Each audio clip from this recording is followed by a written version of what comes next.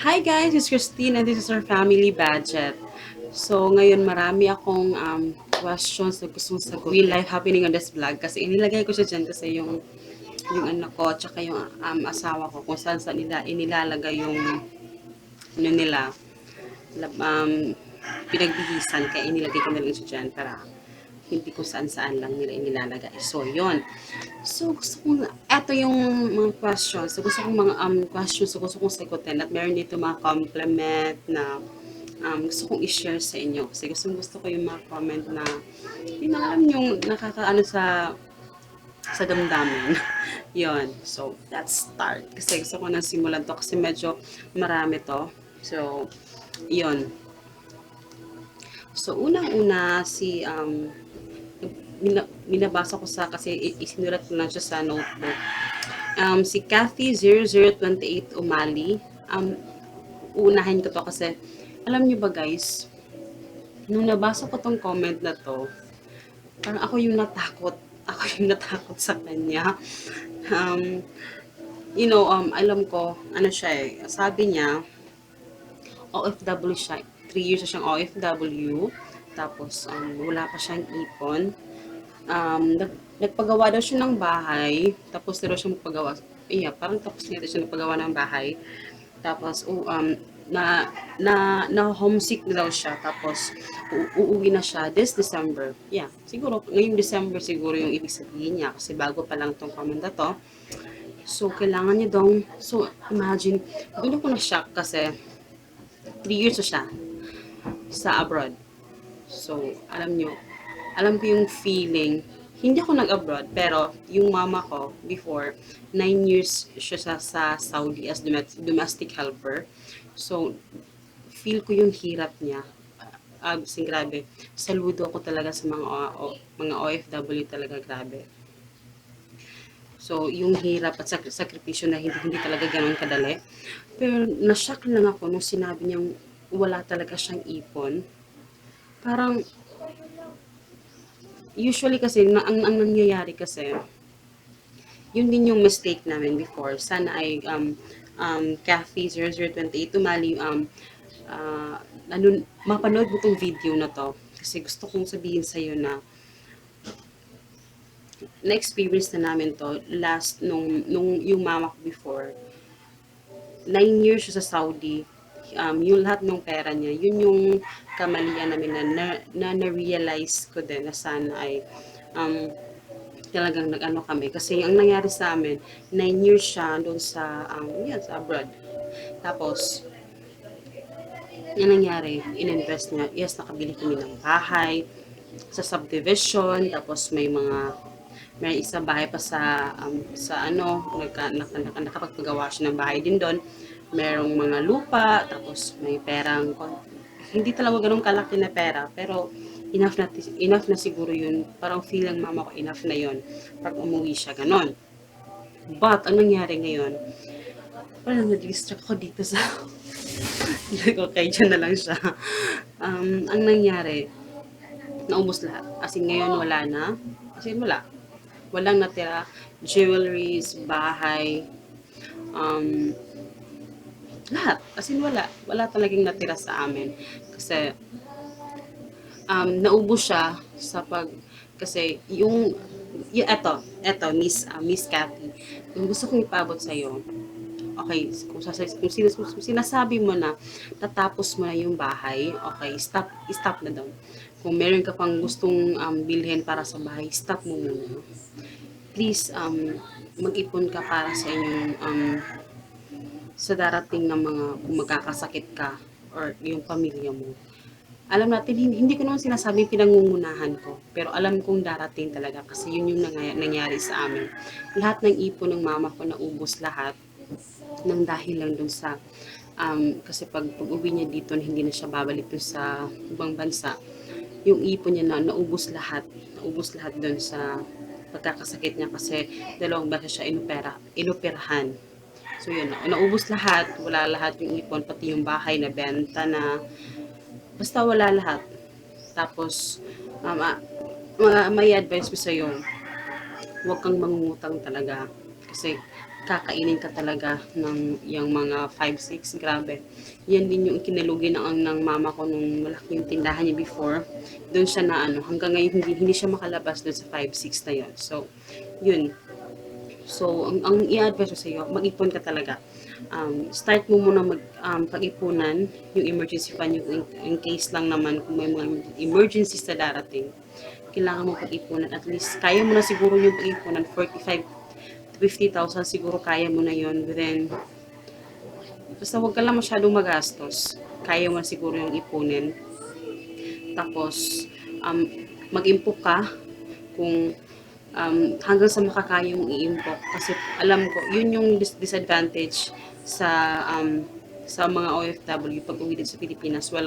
Syempre wala talagang trabaho. So nasa bahay ka lang. So yung mga panggastos, gano'n. So pag umuwi ka, huwag masyadong magastos. Kasi ikaw din yung kawawa talaga. So ayun, medyo nahaba yung pagsabi ko. Pero ayun, yun yung mag-i-advise ko sa'yo based in our experience na nag-OFW din yung mama ko. So yun, nakakatakot lang talaga kasi 2 years siya sa abroad pero wala talaga siyang ipon. Parang inubos niya lahat. What if? What if lang ha, na may nagkasakit sa pamilya niya. So, saan siya? Mangungutang na naman siya. Ang tanging kapera-pera lang siguro niya is yung darating na sahod niya. Parang yon. Yeah. So, yun yung advice ko sa iyo. So, ayun. Eto din, si Ethan Jade Mag-Usara. High power family budget. Problema ko po talaga yung pagbabudget. May mga utang kasi kailangan bayaran. Kapos na hong sweldo kasi napupunta lahat sa utang. Kung meron kang utang, talagang mauubos. Kukulangan at kukulangan yung sahod mo. So, ang may sasuggest ko sa iyo, ipag ano mo yung pagbabudget, unahin mo na yung mga kailangan talaga. Wag mo nang unahin yung mga lupo or mga gamit sa bahay. Wag muna. Unahin mo munang bayaran yung utang kasi hanggat nandyan pa yung utang, yung cycle ng buhay mo, paikot-ikot lang din yan. So, hindi mo tatapusin yung utang mo, wala. Ganyan, dyan ka lang din. Walang mababago sa buhay mo kung parati ka lang ganyan, utang, sweldo, utang, sweldo. So, ayun. So, continue the budgeting and go. Si Miss Queenie Reyes, hi! Grabe talaga to si Miss Queenie Reyes. Talagang, eto talaga siya yung mga comment niya. Talagang, nag-ano siya sa mga vlog ko. Thank you so much. So, na-memorize ko na kung sino yung mga nagko-comment talaga. So, yun. Tanong niya to kasi gumawa ako ng mga freezer meal, mga freezer snacks. Yeah, yun yung ginawa ko. So, ililink ko lang yung, ilalagay ko yung link sa description box para makita nyo yung freezer snacks.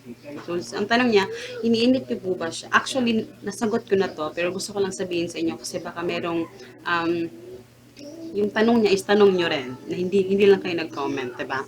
So, iniinit ko po ba siya after you defrost ang snack sa oven or sa microwave or just defrost and eat po? So, eto, gusto kong i-clear. Yung snacks, for example, yung bread. So, yung bread, nilagyan ko yun ng peanut butter. So, nilagay ko sa Ziploc bag, I freeze those. So, I recommend kung marami kang anak, mas maganda yun. Excuse me, kung marami kang anak, tapos, or malapit na siyang mag-expire, you can freeze those. Tapos, kung gusto mo siyang kainin or kinabukasan kakainin mo siya, kailangan mo siyang i-defrost night, sa gabi. Tapos, kinabukasan, pwede mo siyang kainin. Ilagay mo lang siya sa chiller, sa refrigerator. Huwag na sa freezer. So, sa baba mo na siya ilagay. Tapos, kinabukasan, pwede mo siyang kainin. So, kailangan defrost talaga siya kasi matigas siya. Kahit hindi siya masyado naka-defrost, matigas pa rin yung bread. So, yun. Pati din sa, ang tawag doon, sa muffins, okay lang naman. Sa sa pancake, kailangan mo siya i-defrost. So, kasi masyado siyang, pag hindi siya naka-defrost, para siyang nagagapas. Yung texture niya. So, ayun. So, thank you, Miss Gwenny Reyes, and si Mami Len. Hi, what motivates you to do this kind of topics? Thanks for your ideas. So, yun yung sabi ni Mami Len. Actually, nasagot ko na rin siya. Pero gusto ko lang i-share sa inyo yung sagot ko. What really motivates me na ano tong topic na to na like yung ginagawa ko sa bahay, yung normally ginagawa ko yung pagbabudget, gano'n, kung paano kami nag-iipon ng pera. Naisipan ko lang na gusto kong, yung manok, naisipan ko lang na gusto kong i-share sa inyo kasi, um, mahilig ako sa mga advices eh. Gusto ko yung nag-a-advise ng tao, gusto ko yung nag-share ng aking mga kaalaman. So, YouTube is the best way, the perfect way na ma-share ko sa iba yung mga gusto kong ipaabot. Kasi, maraming mga taong nakikita ko na struggle talaga siya sa kung yung kinakain, yung basta ito yung naging way ko talaga na maipaabot. Siguro nakikita niyo naman lahat yun sa aking mga vlog, sa aking mga videos, diba? Yun talaga yung isinishare ko sa inyo. So yun, siguro yun. At saka napifeel ko na maraming mga mommies dyan na hirap na hirap parating kinakapos sa pera dahil yun, kapos sa pera sa pagkain or kinakapos parati kasi maraming utang. So, garon, sige, yun kasi yung mga topics. So, ayan siya. At ito naman sa yung vlog ko about pimples. Murang gamot sa pimples. Ito ang daming tanong, sobrang daming tanong. Yung lighting ko ginagamit ko lang is yung sinag lang ng araw, yung natural lights. So, pero medyo nag-iba na siya, parang dumidilim na. Mm-mm. So, gusto kong linawan. Hindi siya nakakatanggal ng scar, ng pimples. Ang tinatanggal lang niya is yung dirt sa mukha mo. Ini-exfoliate niya. Nililinis din yung mukha mo para hindi ka magka-pimples, especially kung mahilig kang mag-makeup. So, ayun. So, ito yung ginagamit ko. Matagal-tagal na siya, parang 6 years, I don't know kung ilang taon, parang 6 years na. Ginagamit ko to, 6 years pero sinabi ko doon sa vlog, kalimutan ko din siya. Basta ayun, tagal ko na siyang ginagamit kasi before, ang dami ko talagang pimples. So, yun yung ginagamit ko. Pero nagkaka-pimples ako guys, especially kung paparating nga aking buwan ng dalaw, nagkaka-pimples din naman ako. Pero ayun nga, yun yung aking remedy panglinis ng mukha ko. So, yun. So, in-exfoliate niya yung mukha ko. So, ayun. Kasi sobrang daming tanong talaga nung ng video na yun. So, ayun. Kay Janelle Luna, yung tanong niya, can you give some advice? When do you think is the best time to open your coin bank or your savings? So, hindi ko masyadong magets yung tanong niya. Pero, pagkaintindi ko is, yung sinabi kasi niya, coin bank, baka meron siyang piggy bank or meron siyang alkansya. Parang ganon, di ba? Sa akin, hindi naman kasi ako nagsisavings ng mga coin bank. Kasi bawal daw yun. Actually, hindi ko talaga. Kasi parang feel ko rin, nagkakasakit kami pag ganon. Mas gusto ko yung nasa lang, isang lalagyan siya na pwede mo siyang buksan. Hindi yung close talaga na hindi mo siya pwedeng buksan. Kasi pag ganun, parang nagkakasakit kami. Parang ganun yung feeling ko. Feeling ko lang naman. Pero, para sa sagot sa tanong mo, anytime, mas better, huwag ka nang mag-alkansya. Mas better yung, na lang, kahit naman kasi siguro mag-alkansya ka, parang, ewan ko, hindi ko lang na-try kasi 6 months or every 3 months kung feel mo na pwede mo na siyang kunin at ilagay sa bangko or what. So, depende na sa'yo siguro yun kung ano yung gusto mong time or kung kailan mo siya bubuksan, diba? So, yun, mas better na ilagay mo nga siya diretso dun sa bangko kasi mas maganda talaga kasi hindi mo siya mag-withdraw. So, kung hindi ka naman, wala excuse talaga kasi kung hindi, sa bangko, malaki talaga yung ang tawag ng deposits. Pero mayroong mga cooperative like FICO or mga kooperatiba na pwede kang mag-savings na 300 pesos na ata yun. So, wag kang maghiyang magtanong. Doon ka mag-savings. Doon ka mag-ano. Kasi yun yung starting point mo. Pag naka-open ka na ng passbook mo or what. Wag yung ATM ha. Passbook talaga. Mas maganda. Para hindi ka ma-tempt na mag-withdraw. So, ayun. So, at saka etong last, ano ba to? Tonio? Or basta ayun, yun yung name niya. Hindi ko siya masyado sa pagsulat ko. Sabi niya, very simply presentasyon at napaka-ordinary yung may bahay ang setup. Keep doing it. So, hindi to tanong. It's a compliment. So, na-touch naman ako. Kasi, yeah, simple ano naman. Kasi, sabi nila pangit yung background ko, yung gano'n. But, hindi naman tingali, nagbibisaya na ako, ayan na. Hindi naman siguro kasi hindi naman about the background kasi gusto ko talaga ipakita yung totoong kami. Ayokong mag ano talaga na ayokong magpaka ano na maganda yung bahay namin kasi hindi naman talaga hindi ko naman ipinagyayabang na maganda yung bahay namin kasi eto kami. Gusto kong makita nyo na eto kami. Hindi kami maluho kasi meron kaming nagtitipid kami, nag-iipon kami para sa kinabukasan namin, sa anak namin. So, yun yung gusto kong ipakita sa inyo. Sana ma-inspire kayo.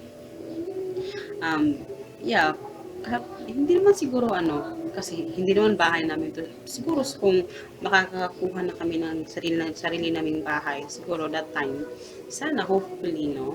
So, hindi natin alam. Basta kami, tinatrabaho pa namin yung aming kinabukasan ngayon. Yung magandang kinabukasan. So, yun. Thank you so much. Kasi talagang nakita niya yung aking mga na yun ang talagang gusto kong ipakita na setup talaga kasi I am vlogging about budgeting sa bahay lahat. So yun, parang feeling ko hindi ko naman dapat ikahiya yung bahay namin kasi feeling ko maganda naman siya, malinis naman yung bahay namin kahit may labahin sa likod. So okay lang yan. So, ayun lahat ng question, siguro may iba hindi ko nasagot. But, yun, so far, medyo marami yun. So, yun guys, thank you so much sa mga comments. Hindi nyo lang alam sa kahit yung nasasabi nga na our family budget, God bless, parang ganun. Kahit ganun kasimple yung, parang na-appreciate ko talaga. Kasi hindi nyo lang alam talaga, iba pag mayroong nakaka-appreciate sa'yo. Salamat sa lahat. Hindi ko akalain na mayroon akong mga subscribers sa kagaya ninyo. Talagang sinusuportahan yung aking mga videos, hinihintay yung aking mga videos. So, ayun. Kung hindi ka pa nakapag-subscribe, mag-subscribe ka. Kasi gusto kong ikalat yung aking virus. Gusto kong ikalat yung aking kaalaman about budgeting. Gusto ko rin na magkaroon kayo ng financial freedom. So, ayun. So, I hope you guys enjoy and sana ay nasiyahan kayo sa aking mga question and answers dito at saka mga compliment na galing sa mga viewers, ibang subscribers. So, thank you so much guys and kung meron kayong mga katanungan or ano man gusto nyong topic na gusto natin pag-usapan, mag-comment lang kayo sa baba. And see you in my next video. Bye-bye!